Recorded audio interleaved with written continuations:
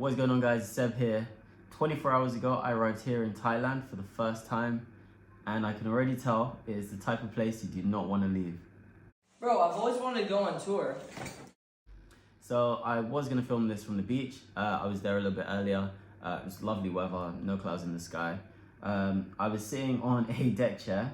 All the ones around me were empty. It's currently low season, so there's not that many tourists around.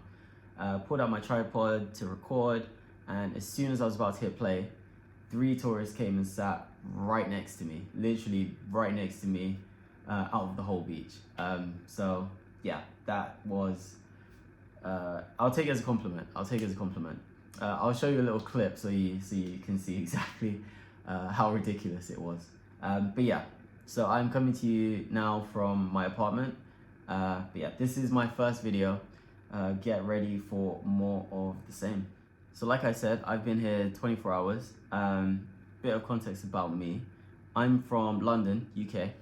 So for those of you who have been there, or who have seen it on the fucking Hollywood movies or whatever, you know it's very hustle and bustle, very fast paced, grey clouds, you know what I mean? Which is interesting because coming here, it's been the actual reverse.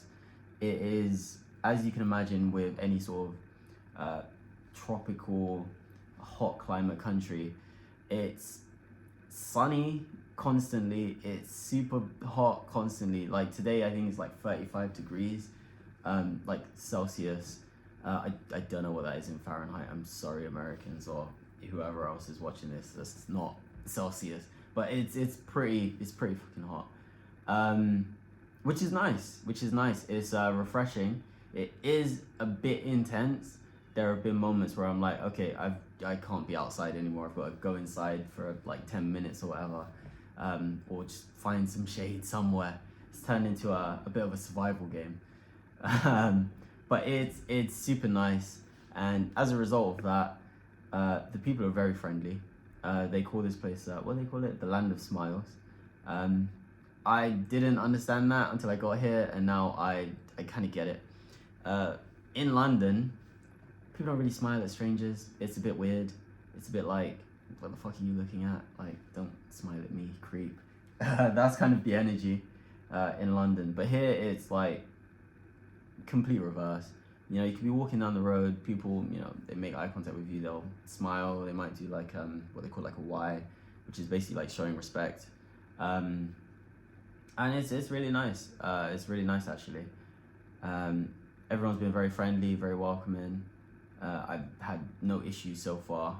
You know, strangers help you with like directions and stuff, which sounds like I'm setting the bar a bit low, but as in, when I say that, I mean as in they really take time to make sure you know what is going on and whatnot. Whereas in some countries, they're just like, oh, you want to go there? Yeah, just go that way. Just like shoo, basically kind of vibes. So yeah, the people are super friendly. I don't know if that's like a result of the good weather, or I guess it's predominantly Buddhist country as well. So that probably plays some role in that as well. But that is something I've really enjoyed. Next is the cost of living, which probably comes as no surprise to anyone who has either been on social media, has ever opened YouTube in their life, or any kind of thing like that. It's really fucking cheap here, like ridiculously. Like coming here, I knew it would be, but yeah, there are still things where I'm just like, what kind of thing. I'll give you an example, right? So this morning I wanted to pick up a new tripod, the one that I'm using now, and to do that I basically took a Grab, which is the equivalent of like an Uber, to Mike's department store, which is basically like a massive shopping mall. For my English viewers, think Westfield, that kind of vibe, right? Westfield, Selfridge is that kind of vibe. It was about, I think it was like 15-minute journey in the Uber, in the cab, and it was £2. It was the equivalent of £2, which is like unheard of. Like, for those of you in Western countries, you know that getting an Uber, the minimum, well, in London, if you get an Uber, regardless of the distance, the fare minimum is £5. Like, you can't get an Uber for less than £5 as standard, even if you're getting it like 2 doors across the road. Like, it starts at £5 for the fare. A 20 minute journey in an Uber, obviously depending on, you know, time of day and stuff like that, it will easily run you like £15, 15, maybe 20 quid. Do you know what I mean? Depending on obviously where you're going. But yeah, and I'm assuming America is similar. The Ubers are not that cheap. They are not that cheap. So when I saw it, I was like, did I click the wrong place? Is it trying to take me next door? Like, what is going on here? But no, it's just fucking cheap, which is super handy. I got an Uber car, which, yeah, may sound obvious, but there's actually another tier where you can get an Uber motorbike, which I've seen a couple other people do it, right? Is essentially, instead of picking you up in like a car, you get in the back, whatever, the driver will come on like a moped or like a motorbike, and you basically just hop on the back and they take you, which sounds like crazy fucking dangerous. Like, no helmet, no nothing, just like a stranger on a motorbike, you just jump on the back and hope they don't get you killed. Which is even cheaper than a car, as you can imagine. I believe for my journey, it would have been about £1. I didn't pick it because I still think that's fucking ridiculous and super dangerous. I'm not getting on a stranger's moped with no helmet, because the streets here, the way they drive on these roads here is no joke. It's the most craziest shit I've ever seen. It's crazy. It's fucking crazy. Like, people, it's like, the best way I can put it is, it's like common sense driving.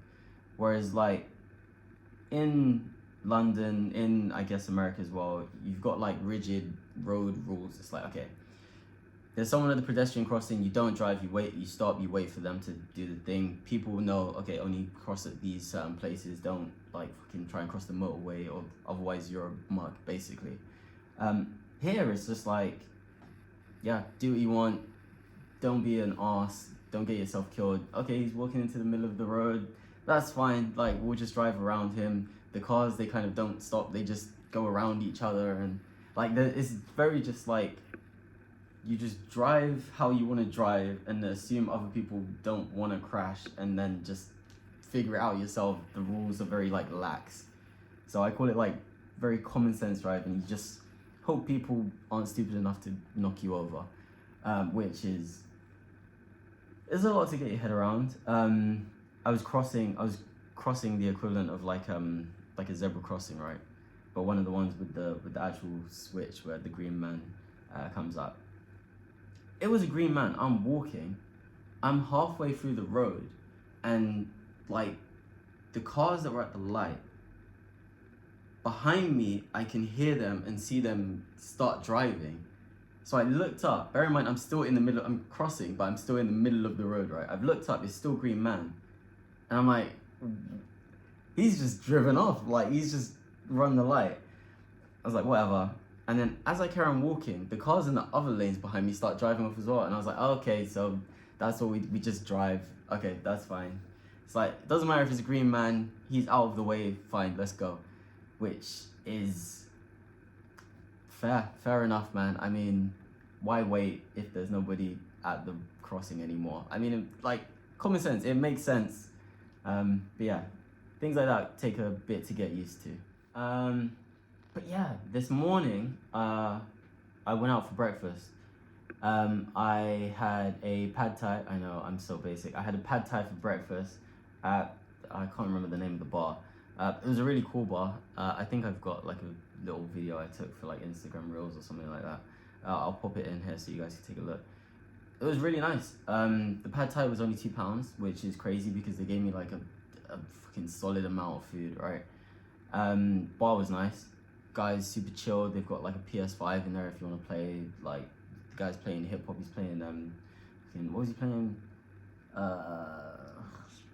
Without Warning, the Metro 21 Savage album. Pretty dope, man. It's a cool spot, super cheap, friendly atmosphere, friendly staff. Food was great. Fucking phenomenal. And there's 2 quizzes, like you just can't beat it, mate. You cannot, honestly. So I don't want this video to get too long, so I'm gonna start reeling it back in now. I am, like I said, I'm gonna be here for 1 month. I may extend depending on how I feel. So far, I'm really fucking enjoying it, and I'm already in the camp of let's stay a bit longer. But it has only been 1 day, so we shall see. I plan on doing a lot more videos like this, giving you guys updates, giving you guys like information about Thailand. I know you guys love that shit. I loved it as well before I came. I was like the 2 weeks before I actually flew out, I was just like watching every fucking video about Thailand. So I will give you more of that, my views on stuff, interesting things I've seen. Yeah, it's gonna be a good ride, guys. I'm drinking. I have to get this in. Sorry, little flex. Cheeky bit of the Rocky. Home comforts, right? Home comforts. That was fucking cheap as well. I got it's the 1 liter bottle. It's the 1 liter pineapple one. I got it in the duty free. It was like 25 quid. I was like, yeah, give me a few. So yeah, I just love being abroad, man. Everything about it. I just fucking love it. Cheers to Thailand. I was gonna end it there, but then I remembered this is a YouTube video, so I have to do the thing. Make sure to like and subscribe. Like and subscribe. Like and subscribe for more content. There we go. Managed it. Alright, we're going on tour.